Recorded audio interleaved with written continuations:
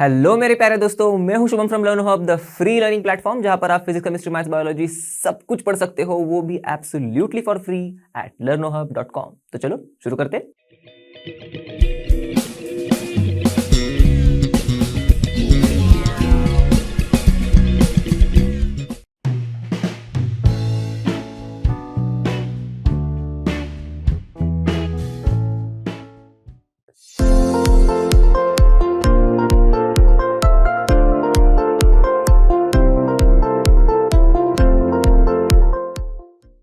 तो चलो दोस्तों देखते हैं पहला सवाल, question number 3.24। Describe the theory associated with the radius of an atom as it a gains an electron, b loses an electron. Okay, तो शुरुआत करते हैं हम लोग गेन्स एन इलेक्ट्रॉन से। तो जब हमारा एटम इलेक्ट्रॉन गेन कर रहा है, मैं जी लिख देता हूँ, इलेक्ट्रॉन लिख देता हूँ, आप समझ जाना। इलेक्ट्रॉन गेन कर रहा है तब ये बन जाता है एनायन, करेक्ट। अब इसमें एक इलेक्ट्रॉन बढ़ गया है, राइट। तो नंबर ऑफ इलेक्ट्रॉन जो है ये तो इंक्रीज हो गया। अब इलेक्ट्रॉन बढ़ने से प्रोटॉन को कुछ हो रहा है नहीं, तो नंबर ऑफ प्रोटॉन जो है वो तो उतना ही रहेगा, सेम ही है। अब देखो क्या हो रहा है, अब नंबर ऑफ इलेक्ट्रॉन बढ़ने की वजह से हमें पता है अब इलेक्ट्रॉन इलेक्ट्रॉन रिपल्शन बढ़ेगा, करेक्ट, उस वैलेंस शेल में। अब इलेक्ट्रॉन इलेक्ट्रॉन रिपल्शन बढ़ गया तो इसका मतलब स्क्रीनिंग कांस्टेंट बढ़ेगा। ओके, अब देखो ये जो नंबर ऑफ प्रोटॉन है ये तो सेम है, तो इसका मतलब हमारा जो न्यूक्लियर चार्ज है Z वो तो सेम ही रहेगा। ओके, सेम ही है ये। अब ये न्यूक्लियर चार्ज सेम है, ये हमारा स्क्रीनिंग कांस्टेंट बढ़ रहा है, इसके वजह से हमारा जो इफेक्टिव न्यूक्लियर चार्ज है ओके ये घटेगा।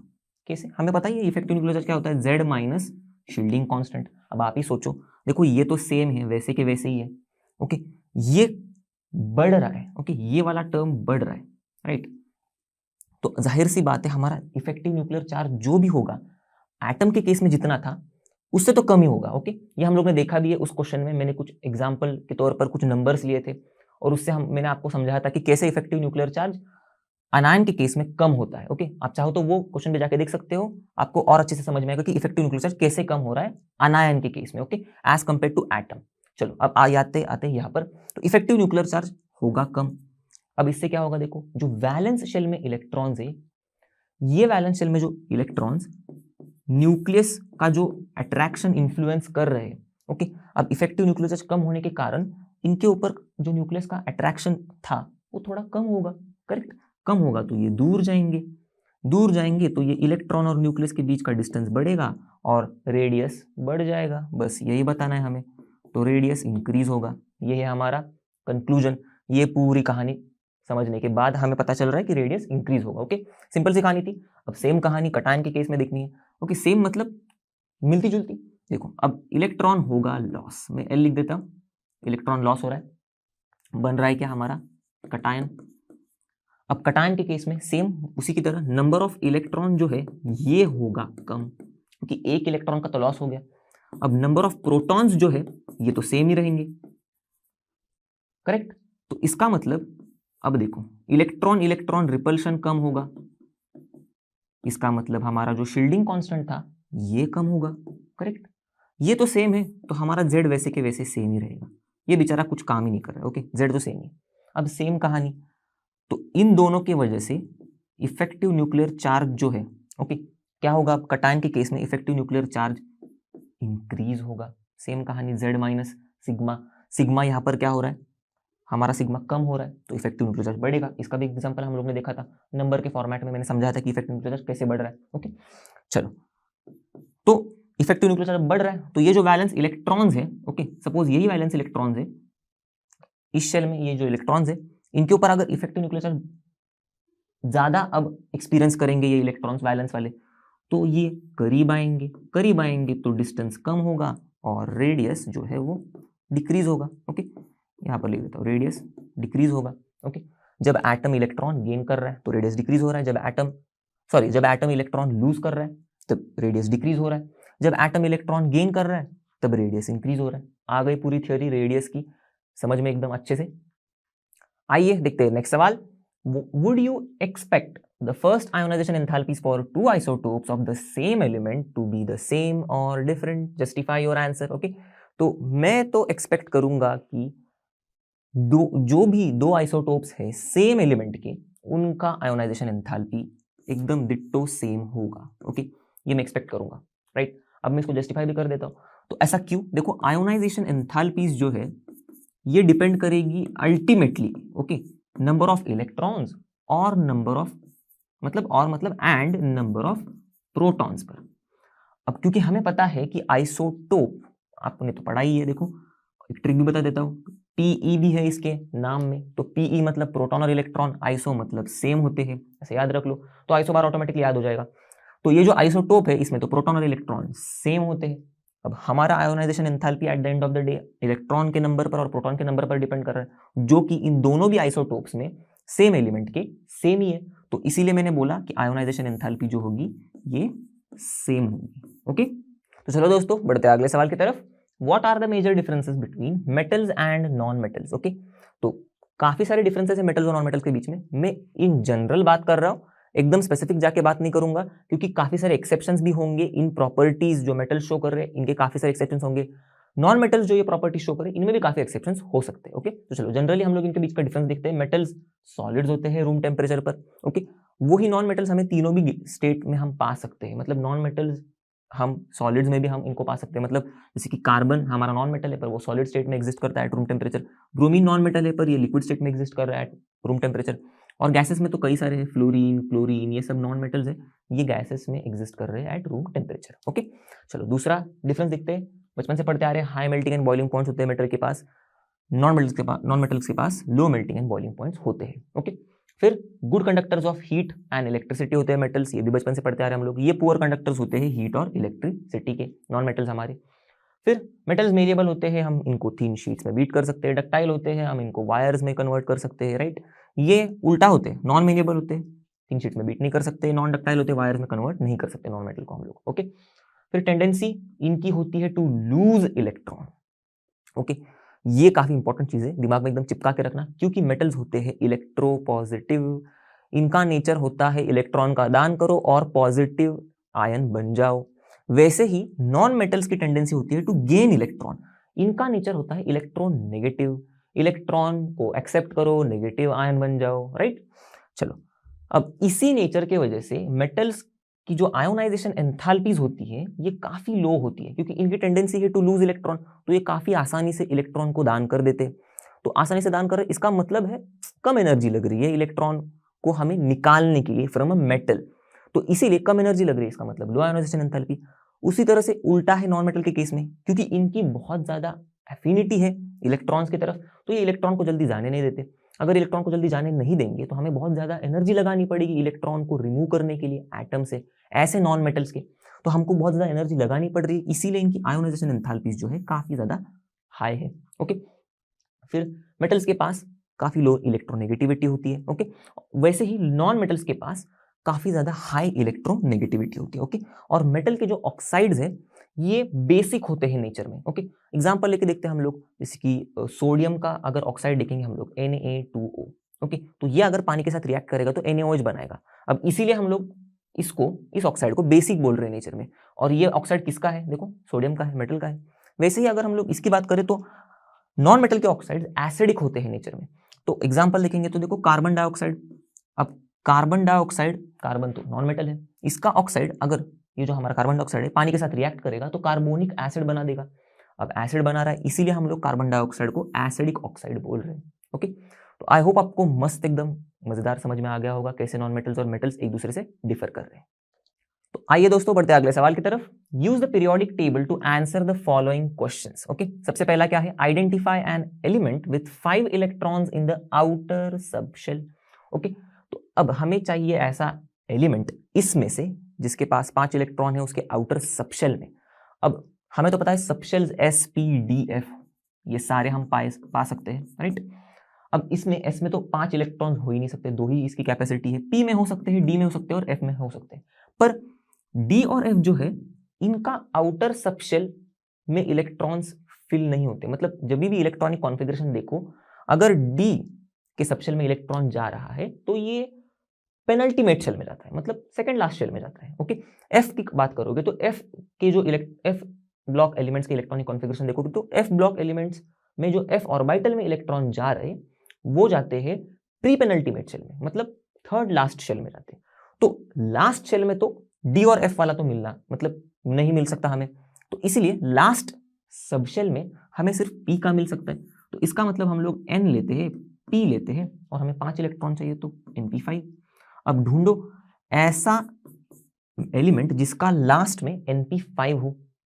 अब इतना तो समझ में आ रहा है कि ये लास्ट सबशेल में अगर लास्ट सबशेल पी वाला है और उस पी वाले सबशेल के ऑर्बिटल में अगर इलेक्ट्रॉन जा रहा है तो इसका मतलब ये पी ब्लॉक वाला एलिमेंट है, तो ये तो यहाँ ही होगा, करेक्ट। अब इसमें भी क्या है, NP5 है। हमने पढ़ा है पी ब्लॉक एलिमेंट की जनरल इलेक्ट्रॉनिक कॉन्फ़िगरेशन क्या होती है, NS2, ये तो फील्ड होती है, और NP126 होती है। अब थोड़ा दिमाग लगाओ, देखो NP1 जो होगा ये ग्रुप 13 के लिए होगा, ओके। देखो NS2, NP1, NP2, NP3, NP4, NP5 मिल गए हमारे NP5 वाले।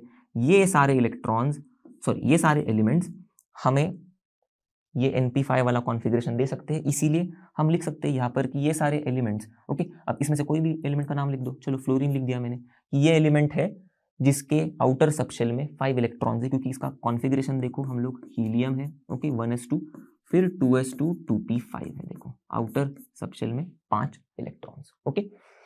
अब identify an element that would tend to lose 2 electrons. अब ऐसा कौन सा एलिमेंट है भैया कि जो खुशी खुशी बोलेगा कि यार मैं 2 इलेक्ट्रॉन का दान कर सकता हूं। ऐसा ही इलेक्ट्रॉन हो, ऐसा ही एलिमेंट होगा ना वो, राइट, जो वो 2 इलेक्ट्रॉन का दान करने के बाद स्टेबल हो रहा है। अब स्टेबल हो रहा है मतलब स्टेबल मतलब इनर्ट गैस का कॉन्फ़िगरेशन अटेन कर रहा है। अब ध्यान से देखना, ये है हमारे इनर्ट गैसेस। अब पीरियोडिक टेबल में ऐसे कौन से एलिमेंट्स होंगे जो 2 इलेक्ट्रॉन देने पर इनका कॉन्फ़िगरेशन अटेन करेंगे।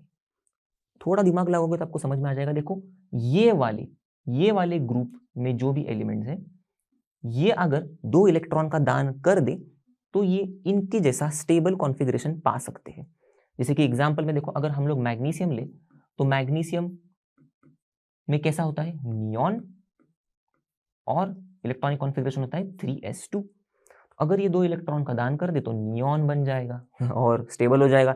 तो इसीलिए ये हमारे जो ग्रुप 2 के एलिमेंट्स हैं, इनमें से कोई भी एलिमेंट का नाम लिख दो, आइडेंटिफाई एन एलिमेंट, तो मैंने लिख दिया मैग्नीशियम, करेक्ट। तो चलो बढ़ते हैं अगले सब क्वेश्चन की तरफ।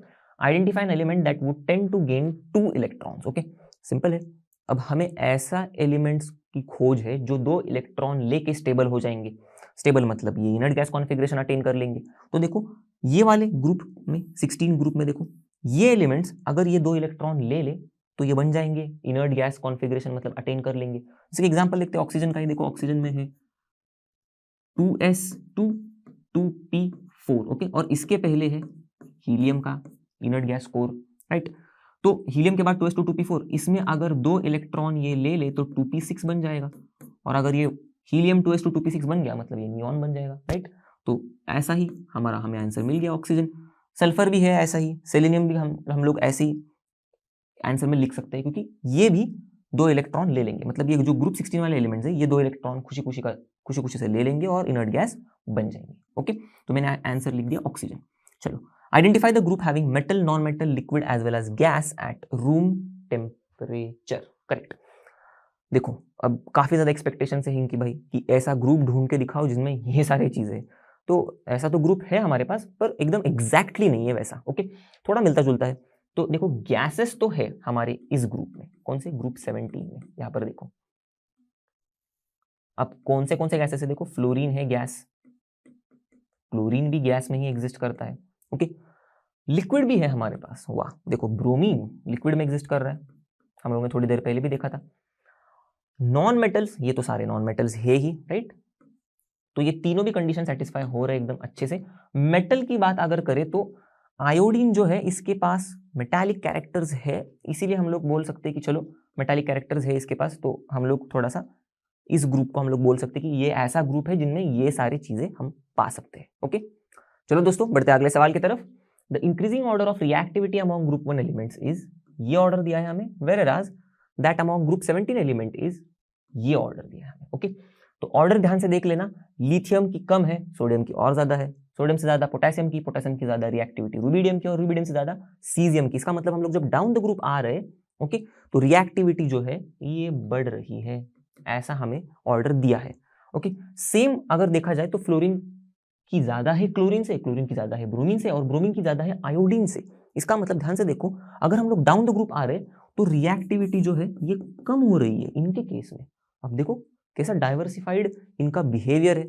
अब ऐसा क्यों हो रहा है? देखो सिंपल सी तो बात है, ये एकदम पीरियोडिक टेबल के उस तरफ है, ये पीरियोडिक टेबल के इस तरफ है।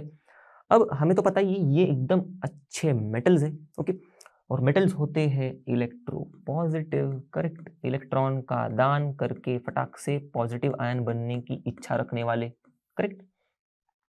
तो अब पहले इनकी ऑर्डर ऑफ रिएक्टिविटी को समझते हैं, फिर बाद में इनके ऊपर आते हैं। तो देखो मैं जैसे मैंने बोला इलेक्ट्रो पॉजिटिव होते हैं तो इनकी टेंडेंसी होती है टू लूज इलेक्ट्रॉन, तो ये इलेक्ट्रॉन को लूज करने की एबिलिटी रखते हैं।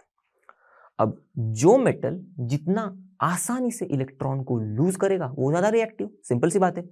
तो अब हमें इनकी जो इलेक्ट्रॉन लूज करने की जो टेंडेंसी है ये ऐसे डाउन द ग्रुप कैसे वेरी हो रही है ये समझना है। चलो अब थोड़ा इजी कर लेते हैं इस चीज को। इलेक्ट्रॉन लूज करने की टेंडेंसी डिपेंड कैसे पर करती है? आयोनाइजेशन एंथैल्पी पर भैया, हम लोग ने पढ़ा है। मतलब देखो थोड़ा लॉजिक लगाओ, थोड़ा दिमाग लगाने की कोशिश करो। आयोनाइजेशन एंथैल्पी अगर कम होगी तो इसका मतलब कम एनर्जी लग रही है इलेक्ट्रॉन को निकालने के लिए एटम से, और कम एनर्जी लग रही है इसका मतलब टेंडेंसी ज्यादा है ना टू लूज इलेक्ट्रॉन, सिंपल। तो हम लोग यहाँ पर लिख देते हैं अगर आयोनाइजेशन एंथैल्पी कम है तो इलेक्ट्रॉन लूज करने की टेंडेंसी ज्यादा है, ओके। अब एक्सप्लेन करना है हमें ये ऑर्डर को, तो हम पहले आयोनाइजेशन एंथैल्पी के ऑर्डर को समझ लेते हैं इनमें, फिर हम लोग एक्सप्लेन कर पाएंगे इस ऑर्डर को, ओके। तो जैसे हम लोग लिथियम से सीजियम तक जा रहे हैं, आयोनाइजेशन एंथैल्पी में क्या फर्क हो रहा है? आयोनाइजेशन एंथैल्पी हमारी डिक्रीज हो रही है, क्योंकि हमें पता है डाउन द ग्रुप हम जब जाते हैं, ओके, तो आयोनाइजेशन एंथैल्पीज डिक्रीज होती है। क्यों होती है? सिंपल सा रीजन है, एटॉमिक साइज इंक्रीज होता है इसीलिए। चलो अब हम आते हैं अपने पॉइंट पर। तो क्योंकि देखो आयोनाइजेशन एंथैल्पीज डिक्रीज हो रही है तो इसका मतलब लिथियम की आयोनाइजेशन एंथैल्पी सबसे ज्यादा, फिर सोडियम की, फिर पोटेशियम की, फिर रुबिडियम की, और सबसे कम आयोनाइजेशन एंथैल्पी सीजियम की। अब देखो आयोनाइजेशन एंथैल्पी कम तो टेंडेंसी इलेक्ट्रॉन लूज करने की ज्यादा, इसका मतलब ऑर्डर पूरा का पूरा उल्टा ही करना है हमें। अगर इलेक्ट्रॉन लूज करने की टेंडेंसी ज्यादा, इसका मतलब रिएक्टिविटी ज्यादा है, परफेक्ट। तो अब इसका ऑर्डर जो है आयोनाइजेशन एंथैल्पी अगर कम है तो इलेक्ट्रॉन लूज करने की टेंडेंसी ज्यादा है, तो ऑर्डर हम लोग पूरा का पूरा रिवर्स कर देते। तो अगर मैं ऐसा लिख दूं lithium less than sodium less than potassium less than rubidium less than caesium, तो देखो अब क्या हो रहा है, अब मैंने इलेक्ट्रॉन लूज करने की टेंडेंसी के हिसाब से ऑर्डर लगाया हुआ है, ओके, क्योंकि ये उल्टा था इसलिए। अब देखो इलेक्ट्रॉन लूज करने की टेंडेंसी सेम उसका ऑर्डर होगा रिएक्टिविटी का टेंडेंसी, ओके। तो देखो रिएक्टिविटी भी हम लोगों ने एक्सप्लेन कर दी, लिथियम की कम सोडियम से, सोडियम की और कम पोटेशियम से, पोटेशियम की कम रुबिडियम से, और रुबिडियम की कम सीजियम से, इसका मतलब सीजियम की सबसे ज्यादा है, और सेम ऑर्डर आपको दिख रहा होगा देखो ऊपर स्क्रीन पर, ओके। चलो अब इसके ऑर्डर को एक्सप्लेन करते हैं, एकदम सिंपल। देखो सेम टू सेम, अब ये है नॉन मेटल्स, इनकी टेंडेंसी होगी टू गेन इलेक्ट्रॉन्स, इलेक्ट्रॉन की चाहत रखने वाले हैं ये। तो अगर इनकी टेंडेंसी है टू गेन इलेक्ट्रॉन, तो हम कैसे बताएं कि किसकी टेंडेंसी ज्यादा है इलेक्ट्रॉन गेन करने की और किसकी कम? ये डिपेंड करेगा इलेक्ट्रोड पोटेंशियल पर, ओके। अब ये जो कुछ चीज है ये आप पढ़ोगे रिडॉक्स रिएक्शन चैप्टर में, ओके, चैप्टर नंबर 8 में। फिलहाल तो इतना ही समझना है, मैं जब बता रहा हूँ आप थोड़ा सा देख सकते हो जाके, चैप्टर के लास्ट पेज को आप ओपन कर सकते हो रिडॉक्स रिएक्शन के, और उसमें आपको कुछ वैल्यूज दी होंगी, एक बड़ा सा टेबल दिया होगा इलेक्ट्रोड पोटेंशियल का। तो हो क्या रहा है देखो, हम लोग फ्लोरीन से क्लोरीन तक जाते हैं, ओके, फ्लोरीन से क्लोरीन, क्लोरीन से ब्रोमीन और ब्रोमीन से आयोडीन। तो उस चार्ट में भी आप देखोगे जो वैल्यूज है, ओके, इलेक्ट्रोड पोटेंशियल की, ये डिक्रीज हो रही है, ओके। मतलब सबसे ज्यादा फ्लोरीन की होगी, फिर क्लोरीन, फिर ब्रोमीन, और सबसे कम होगी आयोडीन की। अब क्योंकि ये इलेक्ट्रोड पोटेंशियल की वैल्यूज डिक्रीज हो रही है, तो इलेक्ट्रॉन गेन करने की टेंडेंसी में भी क्या आ रहा है? डिक्रीज आ रहा है। और ये इलेक्ट्रोड पोटेंशियल की वैल्यू डिक्रीज कैसे हो रही है? इसी ऑर्डर में हो रही है, राइट। फ्लोरीन की सबसे ज्यादा है देन क्लोरीन, फिर क्लोरीन की ज्यादा है देन ब्रोमीन, ब्रोमीन की ज्यादा है देन आयोडीन, ओके। तो ये इलेक्ट्रोड पोटेंशियल डिक्रीज हो रहा है इसी ऑर्डर में, तो इलेक्ट्रॉन गेन करने की टेंडेंसी भी डिक्रीज हो रही है इसी ऑर्डर में। तो देखो इसका मतलब इलेक्ट्रॉन गेन करने की टेंडेंसी इसी ऑर्डर में हो रही है डिक्रीज, तो इसका मतलब रिएक्टिविटी भी कम कम ही होगी ना, इलेक्ट्रॉन गेन करने की टेंडेंसी कम कम हो रही है तो रिएक्टिविटी भी कम कम होगी इसी ऑर्डर में, देखो अब ध्यान से देखो, आपकी स्क्रीन पर यही ऑर्डर दिखेगा आपको, fluorine greater than chlorine greater than bromine और ग्रेटर देन आयोडीन। ओके, तो मजा आ गया ना आपको। चलो बढ़ते अगले सवाल की तरफ। Right the general outer electronic configuration of S, P, D and F block elements. काफी फैक्चुअल सा सवाल है, हम लोग पढ़ चुके हैं चैप्टर में भी। ओके, थोड़ा सा दिमाग भी लगाना है। देखो एस का मतलब एस ब्लॉक एलिमेंट्स के लिए ओके ग्रुप्स कौन से यही है, ग्रुप 1 और ग्रुप 2। ओके, तो याद रखने के लिए भी एक ट्रिक बता देता हूँ, सिंपल सा है। देखो एस ब्लॉक एलिमेंट्स में इलेक्ट्रॉन एस ऑर्बिटल में एंटर होते हैं, राइट। तो इसका मतलब NS लिख दो। ओके, और क्योंकि हमें पता है कि जो हमारा S सबशेल है उसकी कैपेसिटी बस 2 इलेक्ट्रॉन है, तो एक इलेक्ट्रॉन होगा इसमें या फिर दूसरा, मतलब 2 इलेक्ट्रॉन होंगे, तो खत्म हो गया general outer electronic configuration S के लिए। वैसे ही P के लिए देखो आप, अब P में इलेक्ट्रॉन एंटर हो रहा है। ओके, अब P ब्लॉक एलिमेंट्स थोड़ा ध्यान से देखना, ये आ रहे हैं S ब्लॉक के बाद। ओके, इनके बीच में D ब्लॉक है पर S ब्लॉक के बाद आ रहे हैं। ओके, D ब्लॉक के ऊपर ध्यान मत देना। तो इसका मतलब S ब्लॉक वाले जो एलिमेंट्स हैं इनके बाद आ रहे हैं, तो S वाला जो सबशेल है वो फिल होगा, तो वो फिल है पूरा का पूरा NS2। उसके बाद P वाले फिल होना शुरू होंगे। ओके, अगर एक है तो ये ग्रुप 13 वाला एलिमेंट है, 2 है तो ग्रुप 14, 15, 16, 17 ऐसे आगे आगे बढ़ते जाएगा, तो ग्रुप 18 तक हम लोग आ जाएंगे 6 इलेक्ट्रॉन तक। तो इसकी कैपेसिटी क्योंकि P वाले सबशेल की 6 है इसीलिए Np126। सिंपल। अब आते हैं D ब्लॉक वाले एलिमेंट्स पर। अब डी ब्लॉक में इलेक्ट्रॉन जाएगा डी पर, आप तो आप बताइए आपको, तो डी में जाता है, पर डी में कौन से सबशेल में जा रहा है? ओके, ऐसे सबशेल में जा रहा है जो सेकंड लास्ट शेल में है। ओके, सेकंड लास्ट मतलब n-1, लास्ट मतलब n है, तो सेकंड लास्ट n-1 डी वाले सबशेल में जा रहा है इलेक्ट्रॉन। डी की कैपेसिटी कितनी होती है? 1 to 10, राइट, क्योंकि 10 इलेक्ट्रॉन्स ऑक्यूपाई हो सकते हैं डी के सबशेल में, तो 1 to 10 लिख दो। फिर NS जो है, अब ये जो है ये थोड़ा आप उस चैप्टर को पढ़ने के बाद ही आपको क्लिक हो जाएगा। तो क्योंकि देखो डी ब्लॉक वाले एलिमेंट्स एस के बाद आते हैं, तो अक्सर NS जो होता है वो अक्सर 2 होता है, अक्सर। पर कुछ कुछ एक्सेप्शंस भी है जिनकी वजह से NS में एक इलेक्ट्रॉन भी हो सकता है इनके एलिमेंट के कॉन्फ़िगरेशन में, या फिर 0 भी हो सकता है। ओके, तो इसीलिए इसका रेंज 0 to 2 है। चलो अब आते हैं एफ पर। एफ में इलेक्ट्रॉन जाएगा एफ ऑर्बिटल में, राइट। तो कौन से एफ सबशेल में जाएगा? जो थर्ड लास्ट शेल में है। थर्ड लास्ट मतलब n-2 एफ वाले सबशेल में जा रहा है। एफ वाले सबशेल की कैपेसिटी कितनी है? 14, तो 1 to 14 लिख दो। फिर n-1 डी में जाएगा इलेक्ट्रॉन। अब इसमें आप उस चैप्टर को पढ़ोगे तो आपको समझ में आएगा कि अक्सर ये n-1 डी जो सबशेल है वो अक्सर 0 होता है, अंडा होता है, तो रेंज तो 0 से शुरू होगी, पर इसमें हम पा सकते हैं कि एक इलेक्ट्रॉन हो सकता है। ओके, चलो तो 0 to 1 हो गई इसकी रेंज। और NS जो होता है एफ ब्लॉक एलिमेंट्स में, ये NS वाला जो सबशेल है ये हमेशा फिल्ड होता है NS2। तो कुछ ऐसा याद रख सकते हो आप इलेक्ट्रॉनिक कॉन्फ़िगरेशंस को, बाद में आप चैप्टर्स पढ़ोगे respective S block, P block, D block, F block, तो ऑटोमेटिकली आपको एकदम अच्छे से याद हो जाएंगे, विथ रीजन भी कि क्यों ऐसा जनरल आउटर इलेक्ट्रॉनिक कॉन्फ़िगरेशन है इनके केस में। ओके, तो चलो दोस्तों बढ़ते अगले सवाल की तरफ। Assign the position of the element having outer electronic configuration in the periodic table।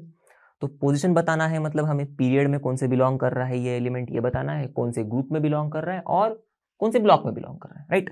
तो सिंपल है, अब इनकी इलेक्ट्रॉनिक कॉन्फ़िगरेशन लिखने की भी जरूरत नहीं, मैं आपको ऐसे ही बता देता हूँ कि कैसे, और आप भी समझ जाओगे कि कैसे हम बता सकते हैं। देखो n=3 दिया है, सिंपल सी बात है, इसका मतलब ये थर्ड पीरियड में। अब मैं यहाँ पर लिख देता हूँ पीरियड, ग्रुप, ब्लॉक, आप समझ जाना। ओके, इन तीनों के लिए भी।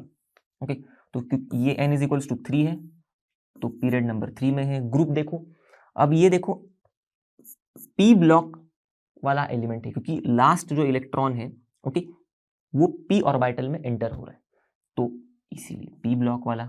ओके, अब p ब्लॉक वाले एलिमेंट के लिए ग्रुप नंबर क्या हो सकता है, इसका फॉर्मूला है कैसे, तो ग्रुप नंबर = जो भी वैलेंस इलेक्ट्रॉन्स है वो लेने हैं और उसको 10, उसमें 10 प्लस कर देना है।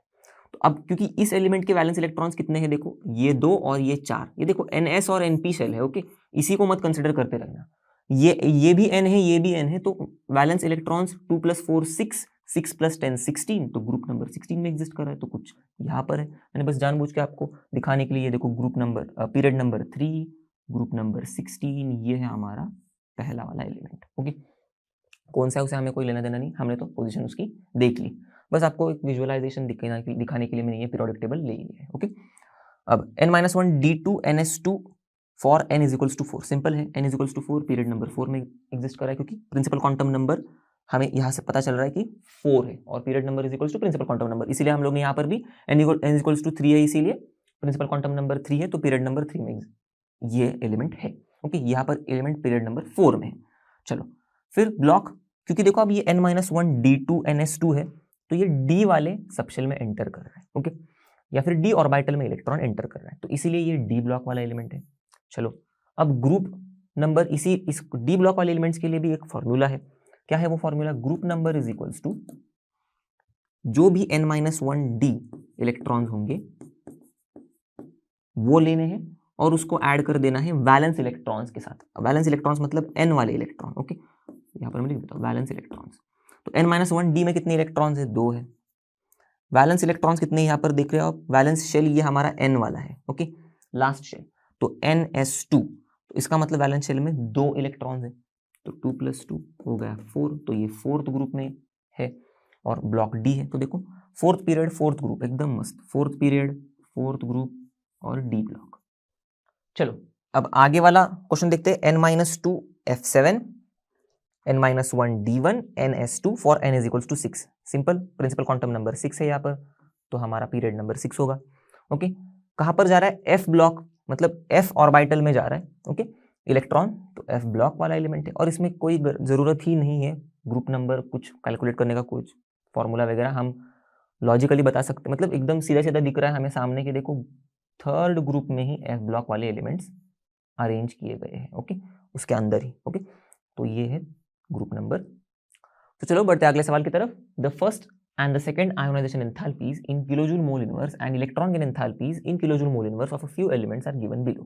Okay, ये कुछ एलिमेंट्स दिए हैं हमें, अब पूछ क्या रहे हैं, which of the above elements is likely to be a the least reactive element, तो कुछ हमारे साथ गेम खेल रहे हैं, हम लोग भी इस गेम का पार्ट बन जाते हैं और मजा लूटते। चलो तो बताना क्या है द लीस्ट रिएक्टिव एलिमेंट। अब इन 6 एलिमेंट्स में से जिनका हमें डेटा दिया गया है आयोनाइजेशन एंथैल्पीज और इलेक्ट्रॉन गेन एंथैल्पीज का, कैसे हम ढूंढने वाले, क्वेश्चन से शुरुआत कर रहे हैं हम लोग। देखो लीस्ट रिएक्टिव पूछा है, इसका मतलब इसकी इलेक्ट्रॉन गेन करने की टेंडेंसी, ओके, या फिर इलेक्ट्रॉन लूज करने की टेंडेंसी बहुत कम होगी। ओके, दोनों भी बहुत कम होगी। अब ये चीज हम कैसे बता पाएंगे, हमारे पास जो डेटा दिया है उसे कैसे रिलेट कर पा रहे हैं हम लोग। देखो आयोनाइजेशन एंथैल्पीज दी है और इलेक्ट्रॉन गेन एंथैल्पीज दी है। अब हम बता सकते हैं कि इलेक्ट्रॉन गेन करने की टेंडेंसी इलेक्ट्रॉन गेन एंथैल्पी पर डिपेंड करती है। यस एब्सोल्युटली, क्योंकि इलेक्ट्रॉन गेन करने का जो ईज है, जितना ज्यादा ईज उतनी electron gain enthalpy more negative, right. अब इलेक्ट्रॉन लूज करने की टेंडेंसी हम बता सकते हैं आयोनाइजेशन एंथैल्पी के ऊपर, करेक्ट। चलो अब क्योंकि हमें पूछा है कि इन सब में से लीस्ट रिएक्टिव कौन सा है, तो हमें इनमें कंपैरिजन करना पड़ेगा, राइट, इनमें से ही ढूंढना पड़ेगा। तो इसका मतलब अगर इलेक्ट्रॉन गेन करने की टेंडेंसी इन सब में से सबसे कम किसकी है, ओके, जिसकी भी इलेक्ट्रॉन गेन करने की टेंडेंसी सबसे कम है, उसकी इलेक्ट्रॉन गेन एंथैल्पी की वैल्यू सबसे कम नेगेटिव होगी। ओके, एक तो लीस्ट नेगेटिव होगी या फिर it can be positive as well. Okay, और आयोनाइजेशन एंथैल्पी की बात करें हम लोग, अगर इन मतलब कंपैरिजन करें ढूंढने के लिए लीस्ट रिएक्टिव एलिमेंट, तो इस एलिमेंट की आयोनाइजेशन एंथैल्पी बहुत ज्यादा होनी चाहिए, क्योंकि इसकी इलेक्ट्रॉन लूज करने की टेंडेंसी बहुत ज्यादा कम है। अब आयोनाइजेशन एंथैल्पी बहुत ज्यादा होनी चाहिए, तो इनमें से हम कंपैरिजन करेंगे तो इसकी ना आयोनाइजेशन एंथैल्पी इनमें से हाईएस्ट होगी। ओके, चलो अब हम खोजते हैं इस एलिमेंट को। तो हमें क्या खोजना है, हाईएस्ट आयोनाइजेशन एंथैल्पी, फर्स्ट की बात कर रहा हूं मैं, जब तक मैं फर्स्ट या सेकंड बोलूं नहीं तो तब फर्स्ट की बात चल रही है, हमें तो पता ही है। और इलेक्ट्रॉन गेन एंथैल्पी इन सब में से लीस्ट नेगेटिव ढूंढनी है, या फिर पॉजिटिव भी मिल गई तो भी अच्छा ही है। तो चलो, तो आयोनाइजेशन एंथैल्पी सबसे हाईएस्ट वाली ढूंढते हैं, कौन सी वैल्यू कहां पर मिल रही है हमें, चलो ये मिल गया हमें 2372। ओके, अब ये कौन सा एलिमेंट है, एलिमेंट नंबर 5। अब देखते हैं, चेक करते कि इसी की इलेक्ट्रॉन गेन एंथैल्पी की वैल्यू भी लीस्ट नेगेटिव है या फिर पॉजिटिव है, या है क्या नहीं। ओके, तो देखो अब इसकी इलेक्ट्रॉन गेन एंथैल्पी की वैल्यू देखो पॉजिटिव है, करेक्ट। तो बस मिल गया हमें हमारा आंसर। ओके, हमारे क्राइटेरिया से बिल्कुल मैच कर रहा है हमारा ये एलिमेंट, एलिमेंट नंबर 5, और ये सबसे लीस्ट रिएक्टिव क्यों है, इसका रीजन क्या है, क्योंकि इसकी जो इलेक्ट्रॉन गेन एंथैल्पी है ये पॉजिटिव है। Okay, among the all elements. Okay, बाकी किसी की भी पॉजिटिव नहीं है। अगर होती तो फिर सबसे ज्यादा पॉजिटिव किसकी थी होती, उसको हम लोग बता सकते थे कि ये लीस्ट रिएक्टिव है। ओके, तो इसकी पॉजिटिव है अमॉन्ग ऑल द एलिमेंट्स, ये एक रीजन हो गया। और दूसरा रीजन है highest ionisation enthalpy, okay, among all the elements. Okay, चलो तो बी वाला गेम खेलते हैं अब हम लोग, मतलब बी सवाल पर आते हैं। द मोस्ट रिएक्टिव मेटल पूछा है। अब थोड़ा आसान है, देखो मेटल पूछा है तो हमें पता है हमें सिर्फ टेंडेंसी देखनी है किसकी, इलेक्ट्रॉन लूज करने की। ओके, पर इसके साथ हम लोग थोड़ा इलेक्ट्रॉन गेन एंथैल्पी पर भी नजर देंगे। ओके, तो शुरुआत करते हैं हम लोग इलेक्ट्रॉन लूज करने की टेंडेंसी पर। मोस्ट रिएक्टिव बोला है तो इलेक्ट्रॉन लूज करने की टेंडेंसी बहुत ज्यादा होगी। भाई खुशी खुशी से दान कर रहा है इलेक्ट्रॉन का, अब ये इलेक्ट्रॉन को खुशी खुशी से दान कर रहा है, इसका मतलब इसकी आयोनाइजेशन एंथैल्पी कम होनी चाहिए। अब हमें मोस्ट रिएक्टिव पूछा है तो इन सब में से लीस्ट आयोनाइजेशन एंथैल्पी किसकी है ये हमें ढूंढना है। अगर मिल गया तो मिल गया वो एलिमेंट जो मोस्ट रिएक्टिव है। उसी के साथ हम लोग इस बात पर भी ध्यान देंगे इलेक्ट्रॉन गेन करने की टेंडेंसी पर। ओके, तो इलेक्ट्रॉन गेन करने की टेंडेंसी, क्योंकि ये मेटल है तो ये इलेक्ट्रॉन लूज करने की टेंडेंसी रखता है, तो गेन करने की टेंडेंसी तो इसकी कम होगी। कम होगी मतलब इलेक्ट्रॉन गेन एंथैल्पी जो है इसके केस में कम नेगेटिव होगी, राइट, कम आसानी से इलेक्ट्रॉन गेन कर पा रहा है ना, इसीलिए कम नेगेटिव होगी, तो लेस नेगेटिव। ओके, तो ये भी एक हमारा एक सपोर्टिंग फैक्टर है। सबसे इंपॉर्टेंट तो ये वाला है। तो चलो ढूंढते हैं ऐसा एलिमेंट इन सब में से जिसकी आयोनाइजेशन एंथैल्पी लीस्ट है। चलो खोजो, 520, 419, 1681, फटाफट फटाफट 490 मिल गया। देखो सबसे least ionisation enthalpy. Okay, first वाली, ओके फर्स्ट वाली बात चल रही है यहाँ पर। और electron gain enthalpy cross check करने के लिए देखते हैं हम लोग।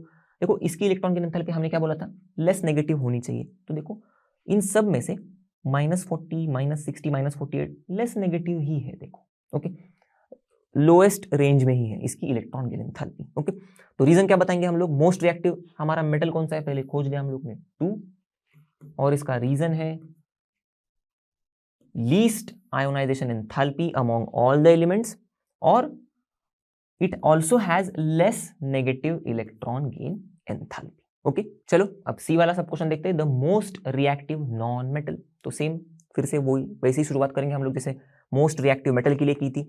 मोस्ट रिएक्टिव नॉन मेटल मतलब इसकी इलेक्ट्रॉन गेन करने की जो टेंडेंसी है ये क्या होगी, ज्यादा होगी, बहुत ज्यादा होगी। ओके, अब ये हम किससे बता सकते हैं, इलेक्ट्रॉन गेन एंथैल्पी की मदद से।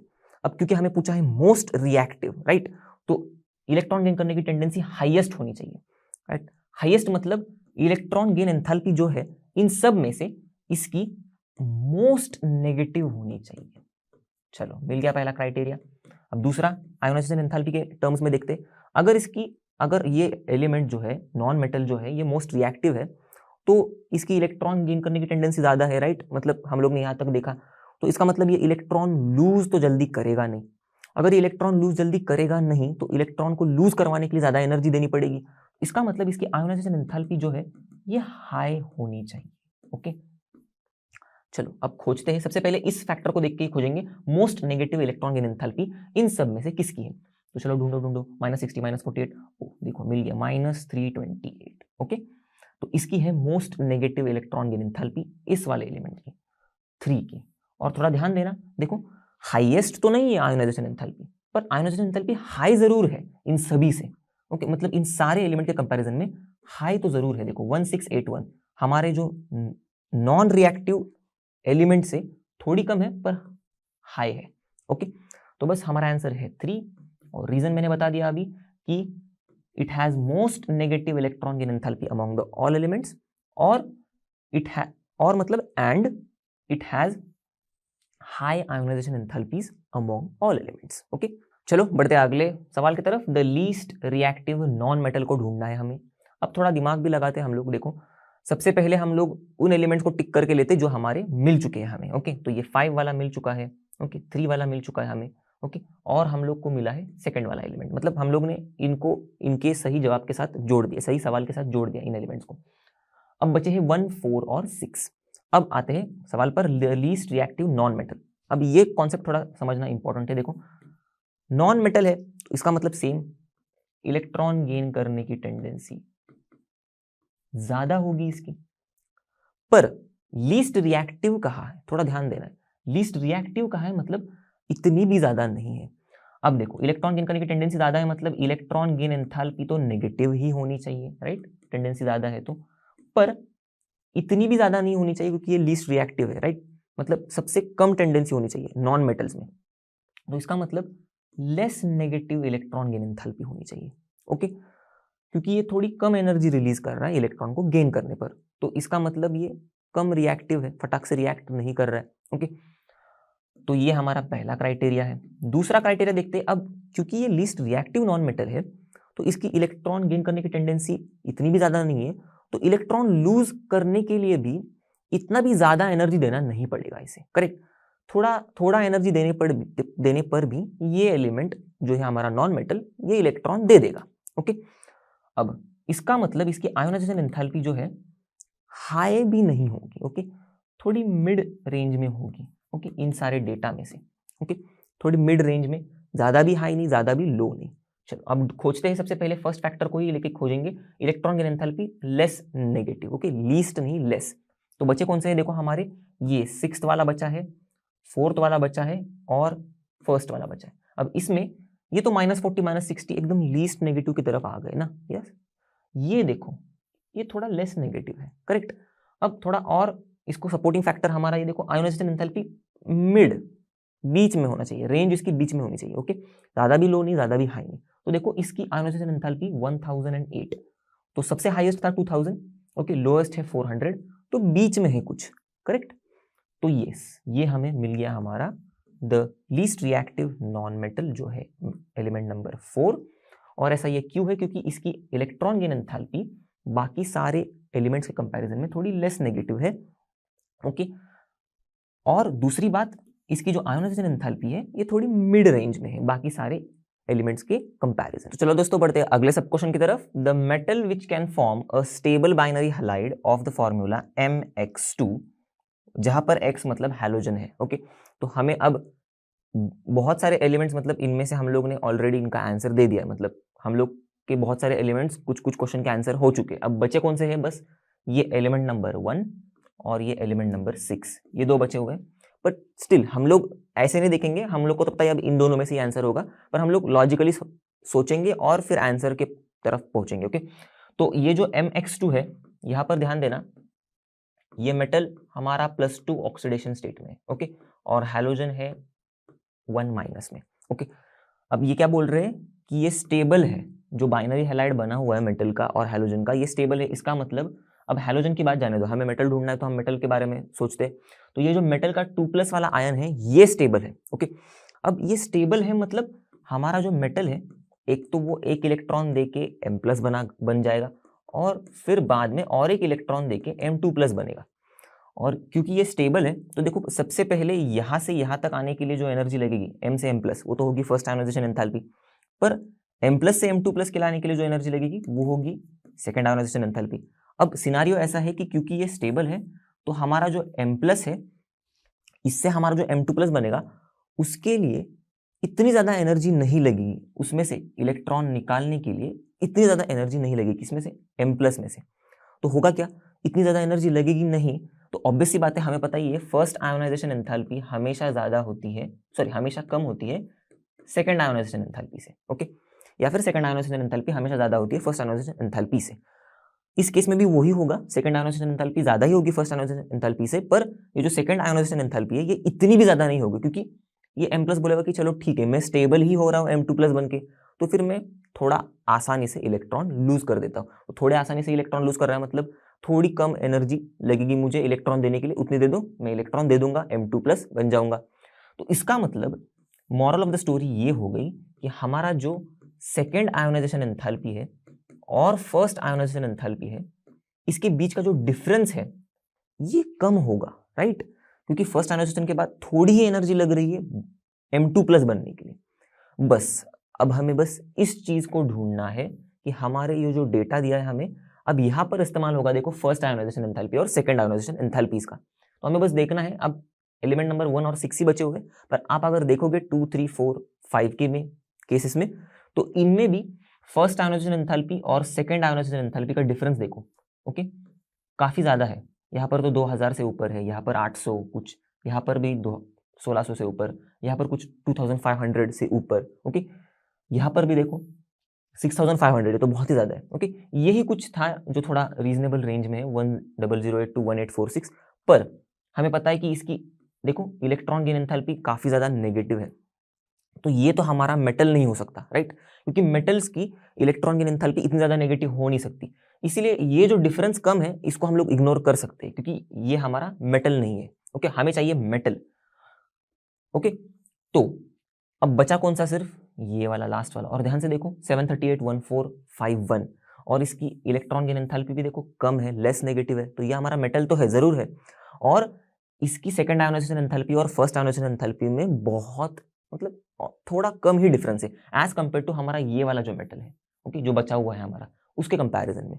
तो बस मिल गया हमें हमारा आंसर, एलिमेंट नंबर 6, ओके। क्या लिखेंगे हम लोग, इसका रीजन क्या होगा कि भैया जो भी बाकी के एलिमेंट्स हैं उनके कंपैरिजन में इसकी सेकंड आयोनाइजेशन एंथैल्पी और फर्स्ट आयोनाइजेशन एंथैल्पी का डिफरेंस जो है वो काफी कम है, ओके।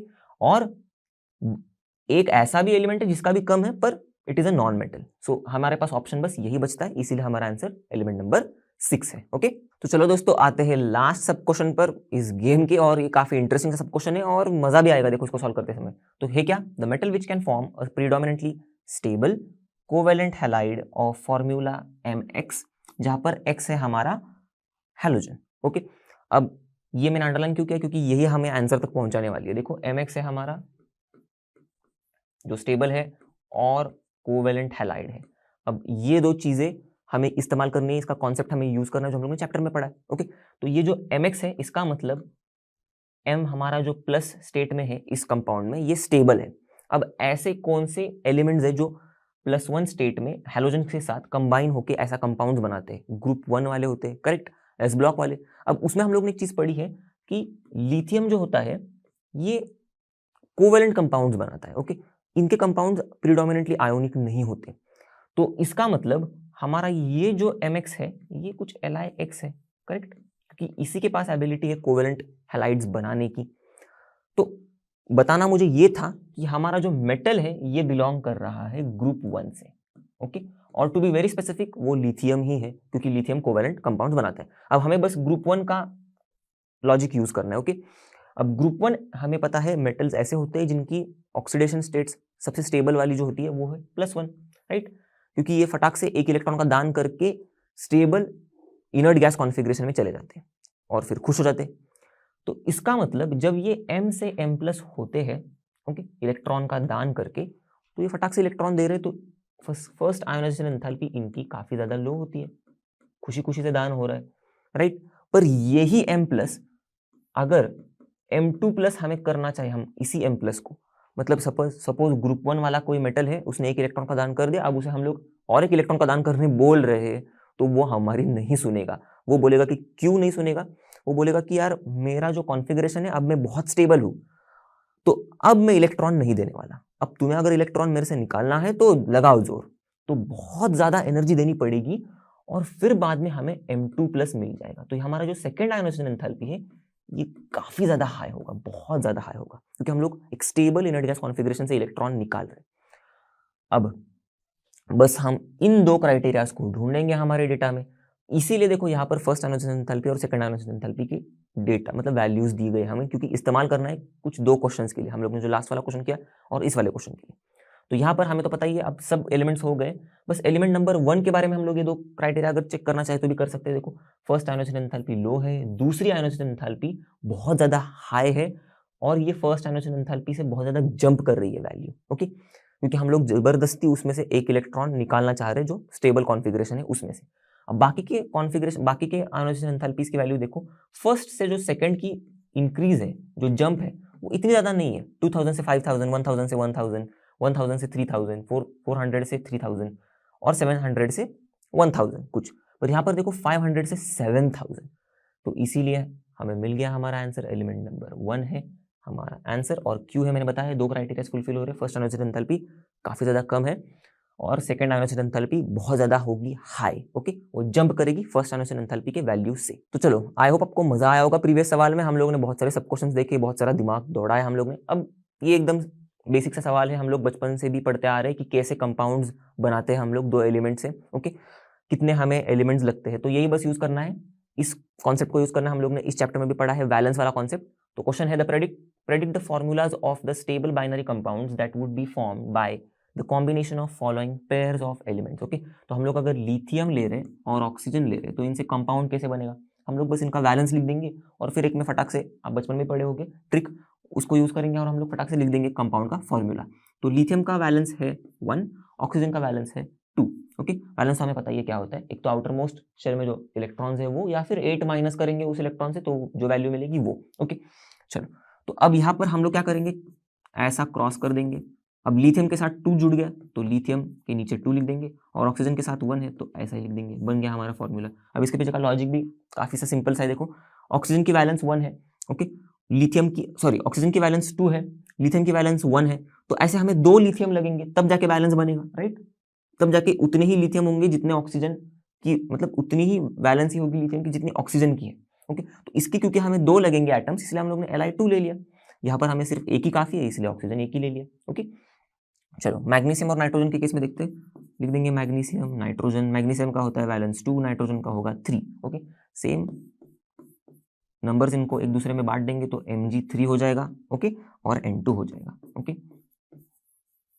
चलो, अब देखते हैं एल्यूमिनियम और आयोडीन का केस। तो एल्यूमिनियम लिख दिया मैंने, आयोडीन लिख दिया। अब एल्यूमिनियम देखो 3, आयोडीन 1, फिर से क्रॉस कर देंगे इनको, ओके। तो हो गया क्या, AlI3, सिंपल। चलो, सिलिकॉन और ऑक्सीजन का केस है, सिलिकॉन लिख दिया, ऑक्सीजन लिख दिया। अब यहाँ पर थोड़ा ध्यान देना है, ओके। अब सिलिकॉन पर हम देखेंगे वैलेंस 4 है और ऑक्सीजन का वैलेंस 2 है। अब यहाँ पर हम लोग Si2O4 ऐसा नहीं बनाना है, ओके। अगर दिख रहा है हमें कि कुछ कट हो सकता है तो कट कर दो, 1 2, तो ऐसा 1 हो जाएगा, 2 हो जाएगा, ओके, एट द एंड। तो यहाँ पर क्या होगा, Si यहाँ पर 1 है, ओके, और O यहाँ पर 2 हो जाएगा। तो ऐसा बनाना है कंपाउंड का फॉर्मूला, इन केस अगर हमें कुछ नंबर्स हम कट कर सकते हैं तो। चलो, अब देखते हैं नेक्स्ट सब क्वेश्चन, फॉस्फोरस और फ्लोरीन का केस, ओके। तो फॉस्फोरस में हम लोग ले सकते हैं 3, पहले हम लोग 3 ले लेते, फ्लोरीन 1, और ये दूसरा भी एक केस ले लेते जहां पर फॉस्फोरस 5 का वैलेंस शो करता है और फ्लोरीन 1, ओके। तो 2 टाइप के 2 फॉर्मूला वाले कंपाउंड बन सकते हैं फॉस्फोरस और फ्लोरीन के। अब यहाँ पर हम लोग सेम वही चीज करेंगे, PF3, और यहाँ पर भी PF5, ओके। तो ये ऐसे 2 कंपाउंड बन सकते हैं फॉस्फोरस और फ्लोरीन के, okay. Phosphorus trifluoride, phosphorus pentafluoride. अब यहाँ पर एलिमेंट 71 दिया हुआ है और क्या दिया हुआ है, फ्लोरीन। तो इसके लिए आपको थोड़ा पीरियोडिक टेबल का नॉलेज होना चाहिए, मतलब पीरियोडिक टेबल में कैसे एलिमेंट्स अरेंज किए गए हैं, एटॉमिक नंबर्स उनके हर एक पीरियड में स्टार्ट किससे हो रहे हैं, एंड किससे हो रहे हैं, थोड़ा बेसिक नॉलेज, ओके। अब एलिमेंट 71 देखो आप, 51 से 71 होता है 4f वाले एलिमेंट्स, लैंथेनॉइड सीरीज, ओके, जो शुरू होगी लैंथेनम से और खत्म होगी ल्यूटेशियम पर। अब ये तो है खैर सीरियम, ओके, और ये है हमारा ल्यूटेशियम। तो 71 वाला कौन सा है, ल्यूटेशियम। अब हमें इतना पता होना चाहिए थोड़ा, मतलब इस बारे में, लैंथेनाइड्स के बारे में, कि इनकी जो ऑक्सीडेशन स्टेट्स होती है, ओके, ये +3 होती है, तो इनका बैलेंस जो है ये 3 होगा, ओके। आप पढ़ोगे अच्छे से F ब्लॉक वाले चैप्टर में। और ये जो फ्लोरीन है हमारा, उसका तो 1 ही है, राइट। तो हम लोग क्रॉस कर देंगे तो क्या हो गया, ल्यूटेशियम Lu1F3, ओके। ये बन गया इसका कंपाउंड का फॉर्मूला। चलो, अब बढ़ते हैं कुछ MCQ टाइप वाले क्वेश्चंस पर। Question number 33, in the modern periodic table the period indicates the value of, okay. तो हम लोग ने ये चैप्टर में पढ़ा है कि, और हम लोग ने इस कॉन्सेप्ट को यूज भी किया है पूरे इस NCERT सॉल्यूशंस वाला जो हमारे क्वेश्चंस थे, कुछ क्वेश्चंस में हम लोग ने इस कॉन्सेप्ट को यूज किया है कि हमें पता है पीरियड नंबर जो होता है ये होता है highest principal quantum number, okay.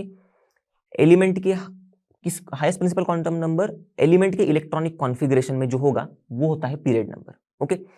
तो अब यहाँ पर period indicates the value of, देखो क्या दिया है, एटॉमिक नंबर, एटॉमिक मास, सब गलत है ये, ओके। एजिमुथल क्वांटम नंबर ये भी गलत है, हमारा राइट आंसर ये है प्रिंसिपल क्वांटम नंबर। चलो बढ़ते हैं अगले सवाल की तरफ। Which of the following statements related to the modern periodic table is incorrect, okay. तो सबसे पहला है the P block has 6 columns because a maximum of 6 electrons can occupy all the orbitals in P shell. Absolutely correct है। क्यों? क्योंकि देखो हमको पता है ये पी ब्लॉक में 6 ग्रुप्स होते हैं। परफेक्ट। ओके। और ऐसा क्यों होगा? क्योंकि देखो पी वाला जो हमारा सबशेल है उसमें 3 ऑर्बिटल्स है, हर एक ऑर्बिटल में 2 इलेक्ट्रॉन्स ऑक्यूपाई हो सकते हैं। उसके हिसाब से पी वाले सबशेल में 6 इलेक्ट्रॉन्स ऑक्यूपाई होंगे और इसीलिए यहाँ पर 6 ग्रुप्स है। ओके, तो ये स्टेटमेंट तो बिल्कुल सही है। फिर the D block has 8 columns, यहीं पर गलती हो गई। 8 नहीं होते भैया, 10 होते हैं। करेक्ट, 10 ग्रुप्स होते हैं। बिकॉज मैक्सिमम ऑफ 8 इलेक्ट्रॉन्स, ये भी गलत है। 10 electrons can occupy all the orbitals in a D subshell. Okay, 8 नहीं होते, 10 ऑक्यूपाई हो सकते हैं। तो ये स्टेटमेंट हमारा गलत है। ओके, तो हमें पूछा क्या है, which of the following statement is incorrect पूछा है। ओके, मैंने टिक उसके ऊपर किया, मतलब ये समझ में मत लेना कि ये वाला हमारा आंसर है। आंसर हमारा ये है। ओके, अब ये भी जानेंगे कि ये सी और डी हमारा आंसर क्यों नहीं है, ये क्यों करेक्ट है। तो सिंपल सा है, देखो सी क्या दिया है, each block contains a number of columns equal to the number of electrons that can occupy that subshell. Obviously ये जो 2 स्टेटमेंट्स दी है, इसको यही तो स्टेटमेंट फॉलो कर रही है, राइट। देखो एग्जांपल लेते हैं और एक ब्लॉक का, एस ब्लॉक का एग्जांपल लेते हैं। अब एस ब्लॉक में 2 ग्रुप्स है या फिर 2 कॉलम्स है। अब क्यों है?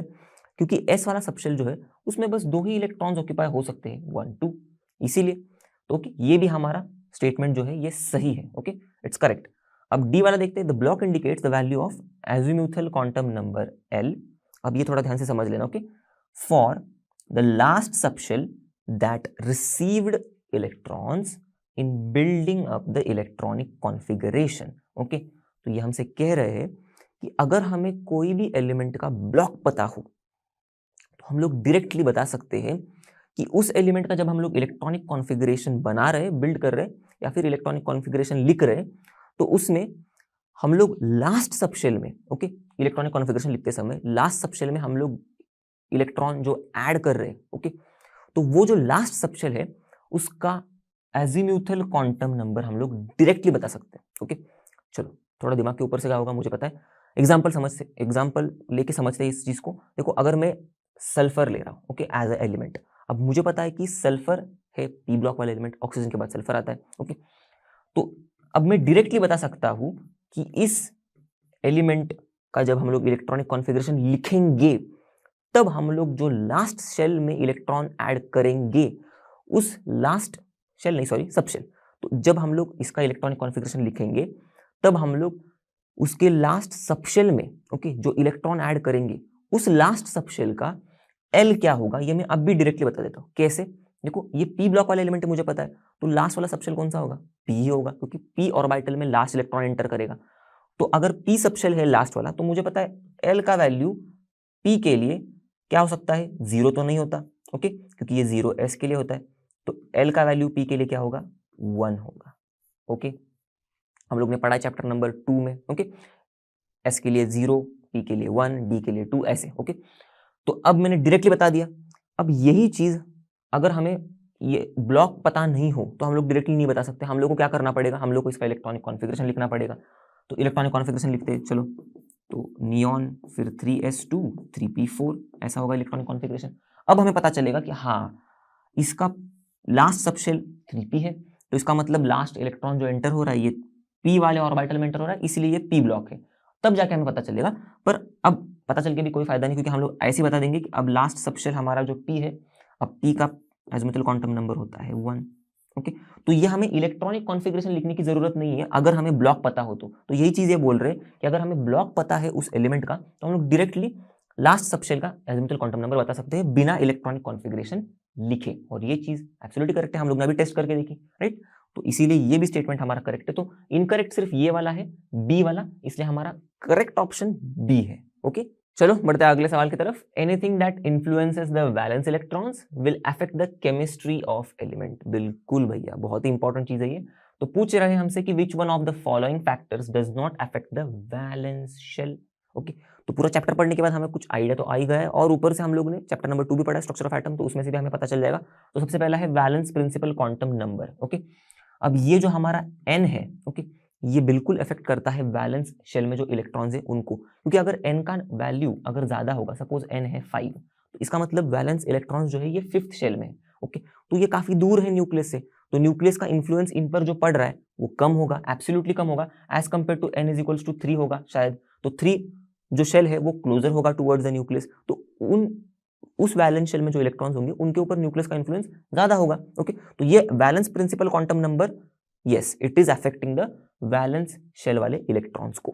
ओके, चलो तो ये हमारा आंसर तो नहीं हो सकता। फिर है न्यूक्लियर चार्ज। अब ये भी काफी इंपॉर्टेंट चीज है। देखो आप एग्जांपल लेके देखो, सपोज हम लोग आइसो इलेक्ट्रॉनिक स्पीशीज की बात कर रहे हैं, तो सभी के केस में वैलेंस शेल तो सेम है। ओके, पर जो न्यूक्लियर चार्ज है, ओके Z, ये सभी के केसेस में अलग होता है, क्योंकि नंबर ऑफ इलेक्ट्रॉन्स तो सेम है पर प्रोटॉन का जो नंबर है ये अलग है, राइट। और इसी के वजह से जो भी इलेक्ट्रॉन्स है, ओके जो वैलेंस शेल में है, ओके किसी भी आइसो इलेक्ट्रॉनिक स्पीशीज के, उनके ऊपर अलग अलग न्यूक्लियस का इन्फ्लुएंस पड़, मतलब अलग अलग फोर्स ऑफ अट्रैक्शन पड़ेगा। ओके, भले उनमें सेम नंबर ऑफ इलेक्ट्रॉन्स हो, पर न्यूक्लियस का जो या फिर न्यूक्लियर चार्ज जो होगा, ओके ये अलग अलग होने के कारण effective nuclear charge valence shell electrons पर ज्यादा हो सकता है, कम हो सकता है, और उसके बेसिस पर साइज में चेंजेस हो सकते हैं। ओके, तो यस न्यूक्लियर चार्ज भी अफेक्ट करता है, absolutely it affects the valence shell electrons. फिर क्या है न्यूक्लियर मास। अब इसको हम लोग बाद में देखेंगे, सबसे पहले देखते हैं इसको नंबर ऑफ कोर इलेक्ट्रॉन्स को। अब ये कैसे अफेक्ट कर रहे हैं, देखो अगर नंबर ऑफ कोर इलेक्ट्रॉन्स बढ़ नहीं रहे, जैसे कि हम लोग अक्रॉस द पीरियड जा रहे थे, तो हम लोग ने क्या देखा था कि जो भी इलेक्ट्रॉन्स है इस वैलेंस शेल में ही ऐड हो रहे हैं। ओके, इनर शेल में तो कोई भी ऐड नहीं हो रहा है, तो कोर इलेक्ट्रॉन्स उतने की उतने ही है। ओके, तो इसी के वजह से शील्डिंग इतनी इंक्रीज नहीं हो रही थी, और क्योंकि शील्डिंग इतनी इंक्रीज नहीं हो रही थी तो हम लोग अक्रॉस द पीरियड आ रहे थे, तो न्यूक्लियर चार्ज तो बढ़ रहा था, तो न्यूक्लियर चार्ज ज्यादा हो रहा था। ओके, शील्डिंग इतनी इंक्रीज नहीं हो रही थी तो इफेक्टिव न्यूक्लियर चार्ज ज्यादा पड़ रहा था वैलेंस शेल पर, और इसीलिए ये वैलेंस शेल वाले जो इलेक्ट्रॉन्स है इनको अंदर खींच रहा था न्यूक्लियस, राइट। इसके वजह से एटॉमिक साइज रिड्यूस हो रहा था। तो yes number of core electrons absolutely ये अफेक्ट करते हैं वैलेंस शेल इलेक्ट्रॉन्स को। ओके, अब आते हैं हमारे लास्ट वाले सी पर, क्योंकि ये हमारा राइट आंसर है न्यूक्लियर मास। अब ये कंस्टिट्यूट करता है प्रोटॉन का और न्यूट्रॉन का मास। अब यहां पर देखो न्यूट्रॉन का कुछ तो लेना देना है ही नहीं वैलेंस शेल इलेक्ट्रॉन से। देखा है हम लोग ने, पढ़ा है कुछ इसके बारे में कि न्यूट्रॉन्स किसी तरह से अफेक्ट कर रहे हैं वैलेंस शेल इलेक्ट्रॉन्स को? बिल्कुल नहीं। एग्जैक्टली इसीलिए हमारा राइट आंसर है न्यूक्लियर मास। चलो दोस्तों बढ़ते हैं अगले सवाल की तरफ। Question number 3.36, the size of isoelectronic species F- Ne and Na+ is affected by. Okay, तो हम लोग शुरुआत लास्ट वाले ऑप्शन से करते हैं। Okay, none of the factors because their size is same. D वाला बता रहा है ये बिल्कुल गलत है। क्वेश्चन ही पूछा है अफेक्ट किससे हो रहा है और बता रहे हैं कि कोई भी फैक्टर नहीं, क्योंकि साइज सेम होता है, और साइज तो बिल्कुल सेम नहीं होता। ओके, ये हमें पता ही है। ओके, तो ये आंसर गलत है, मतलब ये ऑप्शन गलत है। इलेक्ट्रॉन इलेक्ट्रॉन इंटरैक्शन इन आउटर ऑर्बिटल्स, अब ये भी गलत है, क्योंकि देखो इन सभी में हम इनको कहते ही आइसो इलेक्ट्रॉनिक क्यों है, क्योंकि इनमें इलेक्ट्रॉन्स एकदम डिट्टो सेम है। अगर इलेक्ट्रॉन का नंबर सेम है तो जो इलेक्ट्रॉन इलेक्ट्रॉन रिपल्शन होगा, ओके ये भी तो सेम ही होगा, राइट। इसकी वजह से कैसे अफेक्ट होगा, साइज नहीं होगा। फिर वैलेंस प्रिंसिपल क्वांटम नंबर, अब ध्यान से देखोगे इन सारे आइसो इलेक्ट्रॉनिक स्पीशीज के इलेक्ट्रॉनिक कॉन्फ़िगरेशन को, तो सेकंड शेल में ही इनके इलेक्ट्रॉन्स जा रहे हैं। सभी के केस में जो वैलेंस प्रिंसिपल क्वांटम नंबर है ये 2 है, तो इससे भी इनकी साइजेस अफेक्ट नहीं हो सकती, क्योंकि सभी के केसेस में सेम ही तो है, राइट। अब आते हैं न्यूक्लियर चार्ज पर। अब क्योंकि देखो नंबर ऑफ इलेक्ट्रॉन्स इन सभी में 10 है, ओके, अब जो नंबर ऑफ प्रोटॉन्स है ये वेरी कर रहे हैं, इस केस में 9 है, इस केस में 10 है, और इस केस में 11 है। तो अगर हम लोग इन तीनों का भी इफेक्टिव न्यूक्लियर चार्ज ढूंढना चाहे, तो इफेक्टिव न्यूक्लियर चार्ज हमें पता ही क्या होता है, Z effective is equals to Z minus screening constant. अब क्योंकि नंबर ऑफ इलेक्ट्रॉन सेम है तो स्क्रीनिंग कांस्टेंट डिट्टो सेम होगा, एकदम सेम सभी के केसेस में। अब चेंज क्या होगा, बस न्यूक्लियर चार्ज। इसीलिए हम लोग बोलते हैं कि इनका जो साइज है ये न्यूक्लियर चार्ज पर डिपेंड करता है। अब कैसे डिपेंड करता है ये भी बता देता हूं मैं। देखो फ्लोरीन के केस में न्यूक्लियर चार्ज 9 है, सोडियम के नियॉन के केस में 10 है, और सोडियम के केस में 11 है। अब शील्डिंग कांस्टेंट तो डिट्टो सेम होगा, ओके, क्योंकि अभी न्यूक्लियर चार्ज बढ़ रहा है तो इनका जो डिफरेंस होगा, जो भी डिफरेंस होगा ये भी बढ़ेगा, राइट। तो इसीलिए इफेक्टिव न्यूक्लियर चार्ज जो है ये भी इंक्रीज होगा इसी ऑर्डर में। किस ऑर्डर में, ओके, F- का इफेक्टिव न्यूक्लियर चार्ज सबसे कम, फिर नियॉन का, और सबसे ज्यादा इफेक्टिव न्यूक्लियर चार्ज होगा सोडियम के केस में।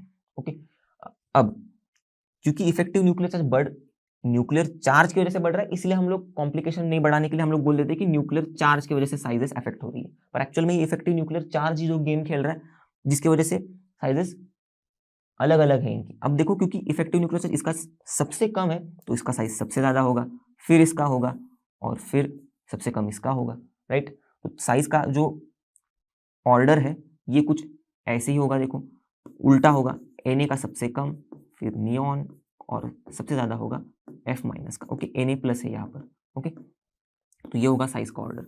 अब मैंने बता भी दिया कि कैसे साइज वेरी भी हो रहा है, क्यों हो रहा है, इफेक्टिव न्यूक्लियर चार्ज की वजह से हो रहा है। और इफेक्टिव न्यूक्लियर चार्ज वेरी हो रहा है किसके वजह से, न्यूक्लियर चार्ज की वजह से। इसीलिए हम लोग बोल सकते हैं कि भैया न्यूक्लियर चार्ज की वजह से आइसोइलेक्ट्रॉनिक स्पीशीज का जो साइज है ये अफेक्ट होता है। चलो अब बढ़ते हैं अगले सवाल की तरफ।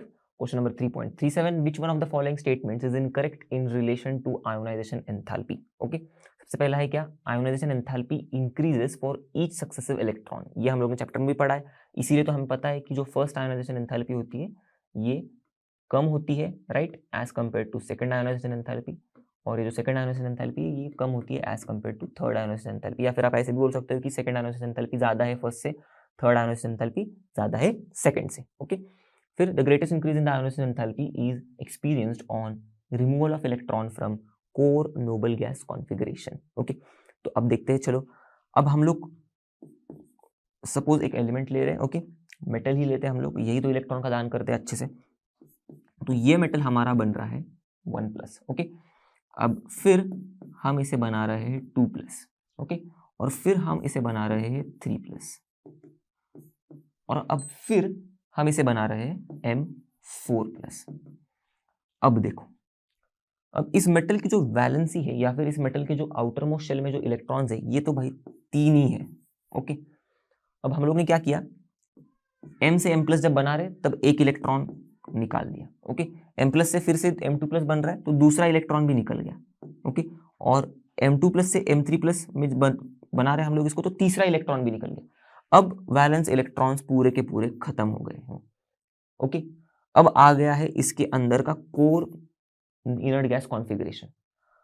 तो यहां पर जब M3+ बन रहा है तब अब ये बहुत ज्यादा स्टेबल है क्योंकि इनर्ट गैस कॉन्फ़िगरेशन अटेन कर लिया है अब इसने। अब हम लोग इससे इलेक्ट्रॉन निकालना चाहेंगे जो होगा फोर्थ इलेक्ट्रॉन, तो हमें बहुत जबरदस्त एनर्जी देनी पड़ेगी इसे। ओके, इसी का मतलब क्या हो गया, ये जो फोर्थ आयोनाइजेशन एंथैल्पी होगी ये बहुत ज्यादा हाई होगी। ओके, तो अगर हम लोग कंपेयर करें तो यहाँ से M से लेके M+ में first ionization enthalpy, okay, M+ से M2+ second ionization enthalpy, M2+ से M3+ थर्ड आयोनाइजेशन एंथैल्पी, और M3+ से M4+ फोर्थ आयोनाइजेशन एंथैल्पी। अब अगर डिफरेंस आप देखोगे तो इसके बीच में, ओके, फर्स्ट आयोनाइजेशन एंथैल्पी और सेकंड आयोनाइजेशन एंथैल्पी के बीच में जो डिफरेंस होगा, ओके, या वो सपोज समझ लो 2 है, ओके, आर्बिट्ररी वैल्यू में बता रहा हूँ। ओके, ये M2+ से M3+ में, ओके, थर्ड आयोनाइजेशन एंथैल्पी और सेकंड आयोनाइजेशन एंथैल्पी, इसके बीच में जो डिफरेंस होगा सपोज ये 4 है, ज्यादा ही होगा। पर अब जो फोर्थ आयोनाइजेशन एंथैल्पी और थर्ड आयोनाइजेशन एंथैल्पी के बीच में जो डिफरेंस होगा, ओके, ये बहुत ज्यादा होगा, सपोज समझ लो 20 हो गया।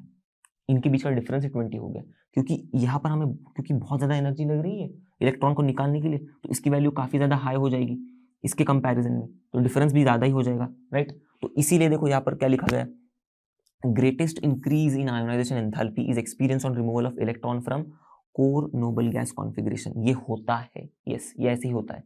अब रीजन भी बता दिया मैंने आपको, क्योंकि कोर नोबल गैस कॉन्फिगरेशन से इलेक्ट्रॉन निकालना मतलब बहुत ही डेंजर काम करना है, बहुत ज्यादा स्टेबल हुए हुए आयन को हम लोग अनस्टेबल कर रहे हैं, जिसके लिए हमें बहुत ज्यादा एनर्जी लगेगी, इसलिए ये जो आयोनाइजेशन एंथैल्पी होगी ये बहुत ज्यादा होगी।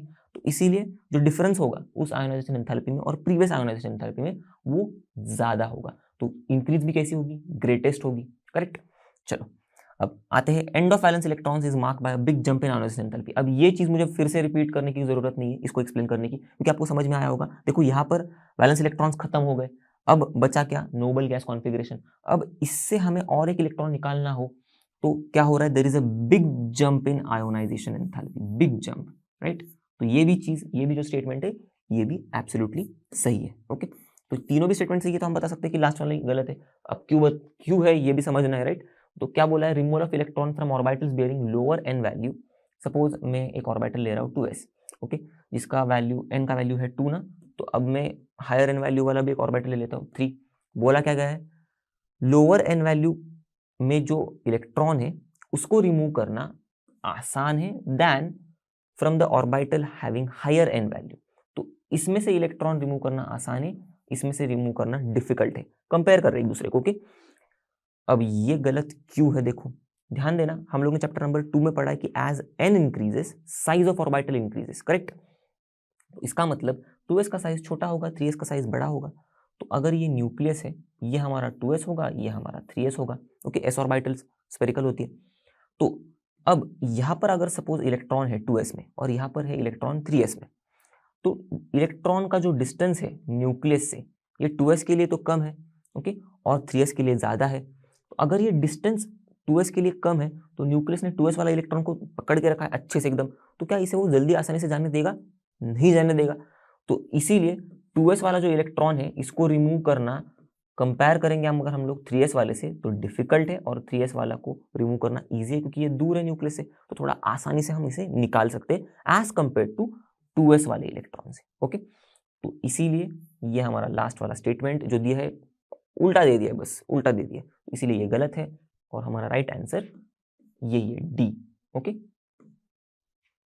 चलो दोस्तों बढ़ते हैं अगले सवाल की तरफ। Question number 3.38, considering the elements boron, aluminium, magnesium and potassium, the correct order of there metallic character is. Okay, तो सबसे पहले इन एलिमेंट्स को हम लोग लोकेट कर देते हैं। तो आपकी ईज के लिए मैंने पीरियोडिक टेबल ऐसे लिख लिया है, क्योंकि मतलब इसका आउटलाइन ले लिया। तो यहाँ पर बोरॉन, यहाँ पर एल्यूमिनियम है, यहाँ पर है मैग्नीशियम और यहाँ पर है हमारा पोटेशियम। ओके, अब इनकी मेटालिक कैरेक्टर को कंपेयर करना, तो हमें बस पता होना चाहिए कि अक्रॉस द पीरियड और down the group metallic character का वेरिएशन कैसा है। अब ये डिपेंड करता है इलेक्ट्रोनेगेटिविटी पर। तो हमें पता होगा अगर इलेक्ट्रोनेगेटिविटी कैसी वेरी कर रही है तो हम लोग मेटालिक कैरेक्टर बता सकते हैं। तो हमें पता है इलेक्ट्रोनेगेटिविटी अक्रॉस द पीरियड कैसी वेरी करती है, ये इंक्रीज होती है, और डाउन द ग्रुप इलेक्ट्रोनेगेटिविटी कैसी वेरी करती है, ये डिक्रीज होती है। तो मेटालिक कैरेक्टर इलेक्ट्रोनेगेटिविटी से इनवर्सली प्रोपोर्शनल है। तो ये अगर इंक्रीज हो रहा है अक्रॉस द पीरियड तो मेटालिक कैरेक्टर डिक्रीज होगा, ये डाउन द ग्रुप डिक्रीज हो रहा है तो मेटालिक कैरेक्टर इंक्रीज होगा। चलो मिल गया हमें हमारा लॉजिक। अब इसी लॉजिक को हम लोग इस्तेमाल करेंगे और आंसर तक पहुंचेंगे।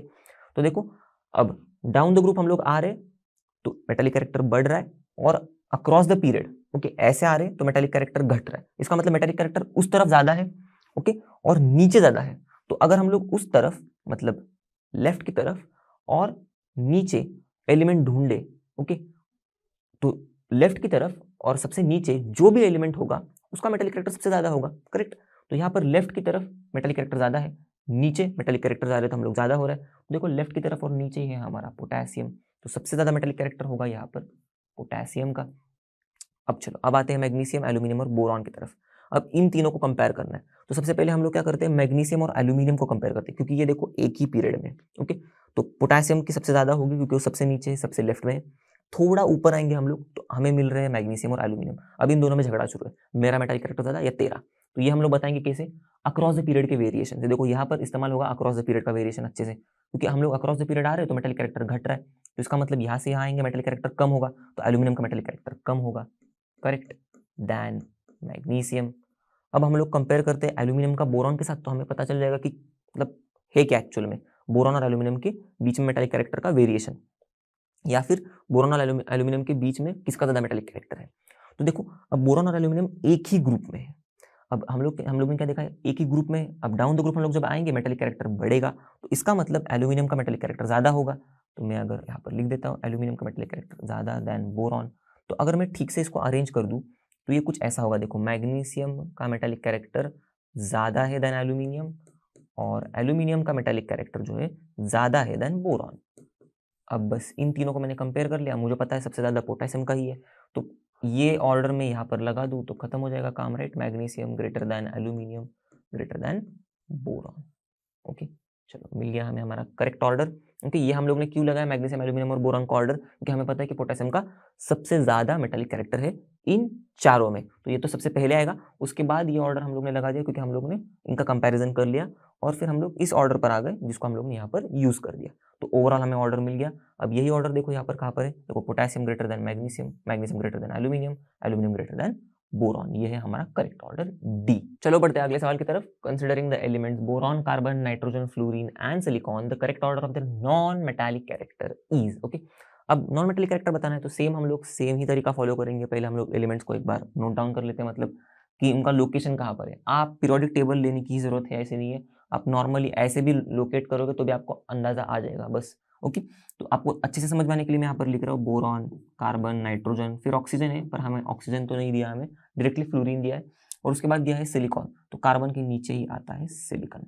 ओके, अब इनका नॉन मेटालिक कैरेक्टर देखना है, सेम अक्रॉस द पीरियड हम लोग और डाउन द ग्रुप इलेक्ट्रोनेगेटिविटी का वेरिएशन देखेंगे। Electronegativity down the group decrease होती है, across the period electronegativity increase होती है। ओके, तो इसके हिसाब से नॉन मेटालिक कैरेक्टर जो है डायरेक्टली प्रोपोर्शनल है इलेक्ट्रोनेगेटिविटी से, तो नॉन मेटालिक कैरेक्टर इंक्रीज होगा और यहाँ पर नॉन मेटालिक कैरेक्टर डिक्रीज होगा। मिल गया हमें आंसर हमारा, मतलब मिल गया हमें लॉजिक जो हमें यूज करना है।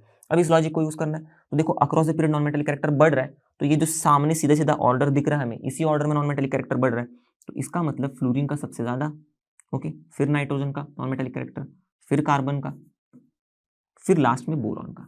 ओके, अब बचा सिर्फ सिलिकॉन, ओके, जो इन सब में पीछे हट गया है, मतलब इसका ऑर्डर हमें देखना है कि कहाँ फिट हो रहा है। तो देखो फ्लोरीन, नाइट्रोजन ये उस तरफ है, ओके, तो सिलिकॉन बेचारा इस तरफ आ रहा है। ओके, तो इसका मतलब इसका नॉन मेटालिक कैरेक्टर तो कम ही होगा। ओके, ऊपर से दूसरी बात, ऊपर से हम लोग नीचे आ रहे हैं तो नॉन मेटालिक कैरेक्टर कम हो रहा है। ओके, तो इसका मतलब ऊपर नॉन मेटालिक कैरेक्टर ज्यादा है, राइट। तो ये नाइट्रोजन और फ्लोरीन तो out of the case, out of question ही हो गए, इनका तो नॉन मेटालिक कैरेक्टर ज्यादा ही होगा सिलिकॉन से। ओके, हमारे लॉजिक के अनुसार। तो अब कंपैरिजन होगी कार्बन और सिलिकॉन की। अब कार्बन और सिलिकॉन में देखो नॉन मेटालिक कैरेक्टर नीचे जा रहा है तब डिक्रीज हो रहा है, तो सिलिकॉन का नॉन मेटालिक कैरेक्टर कम होगा। चलो ये हो गया। तो अब हमें पता चला कि फ्लोरीन, नाइट्रोजन और कार्बन इन तीनों से भी सिलिकॉन का नॉन मेटालिक कैरेक्टर कम है। ओके, सॉरी उल्टा लिख दिया मैंने, सिलिकॉन का नॉन मेटालिक कैरेक्टर कम है। ओके, चलो अब हम लोग कंपेयर करेंगे बोरॉन और सिलिकॉन को, और इन दोनों में ओके बोरॉन का जो नॉन मेटालिक कैरेक्टर है ये ज्यादा है as compare to silicon. Okay, तो इसका मतलब क्या हुआ, देखो कार्बन का ज्यादा है सिलिकॉन से नॉन मेटालिक कैरेक्टर, और बोरॉन का भी ज्यादा है सिलिकॉन से नॉन मेटालिक कैरेक्टर। अब कार्बन का ज्यादा है बोरॉन से, ओके, तो सीधा सीधा कार्बन के बाद बोरॉन आ जाएगा, और बोरॉन के बाद क्योंकि बोरॉन का ज्यादा है सिलिकॉन से तो बोरॉन के बाद आ जाएगा सिलिकॉन। Okay, simple. अब हम लोग ने पूरा का पूरा ऑर्डर लिख दिया, अब बस यहाँ पर ढूंढ लो कहाँ पर ये ऑर्डर मिल रहा है, FNCBSI, FNCBSI, यही है हमारा करेक्ट ऑर्डर। तो साइन देखना मत भूल देना, नहीं तो गलती से ग्रेटर देन को स्मॉलर देन कर दोगे, तो ये ग्रेटर ग्रेटर के ही साइन से सब। चलो ठीक है, आंसर नंबर हमारा मतलब आंसर है हमारा सी। चलो बढ़ते अगले सवाल की तरफ। Considering the elements FClO and N, the correct order of their chemical reactivity in terms of oxidizing property is. Okay, तो ऑक्सीडाइजिंग नेचर जो है पीरियोडिक टेबल में अगर हम लोग इसका वेरिएशन देखेंगे तो ये होता है across the period oxidizing property increases, OP increases, और डाउन द ग्रुप हमारा OP जो है ये डिक्रीज हो रहा है। ओके, इस हिसाब से अगर हम लोग इनको अरेंज कर देंगे, मतलब पीरियोडिक टेबल में कहाँ पर देखेंगे तो फ्लोरीन यहाँ पर, फिर क्लोरीन, ओके, फ्लोरीन के पहले आता है ऑक्सीजन और उसके पहले जस्ट आएगा नाइट्रोजन। तो इनको अगर हम लोग ने अभी अरेंज कर दिया, अब देखेंगे ऑक्सीडाइजिंग प्रॉपर्टी इंक्रीज हो रहा है इस अक्रॉस द पीरियड में, तो इसका मतलब फ्लोरीन का ज्यादा होगा ऑक्सीजन से, और ऑक्सीजन का ज्यादा होगा ऑक्सीडाइजिंग प्रॉपर्टी देन नाइट्रोजन। अब जब हम लोग कंपेयर करेंगे तो डाउन द ग्रुप देख रहे हैं हम लोग ऑक्सीडाइजिंग प्रॉपर्टी कम कम हो रहा है, तो फ्लोरीन का ज्यादा है देन क्लोरीन।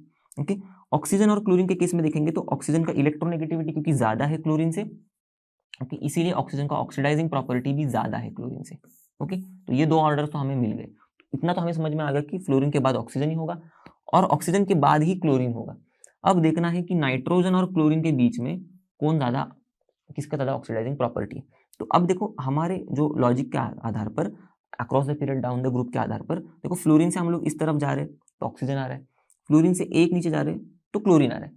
अब इस दिशा में जाएंगे तो भी ऑक्सीडाइजिंग प्रॉपर्टी डिक्रीज ही हो रहा है, इस दिशा में जाएंगे तो भी ऑक्सीडाइजिंग प्रॉपर्टी डिक्रीज ही हो रहा है, पर यहाँ पर हम लोग फ्लोरीन से जब नाइट्रोजन तक जा रहे हैं तो और पीछे जा रहे हैं ना, राइट, तो ऑक्सीडाइजिंग प्रॉपर्टी और डिक्रीज होगा। तो इसीलिए नाइट्रोजन का जो ऑक्सीडाइजिंग प्रॉपर्टी है ये कम होगा as compare to fluorine, as compare to chlorine. तो इसीलिए हम लोग क्या लिख सकते हैं ऑर्डर में, देखो अब क्योंकि ये देखो F ग्रेटर देन O, यहाँ पर तो यहाँ तक तो ठीक था।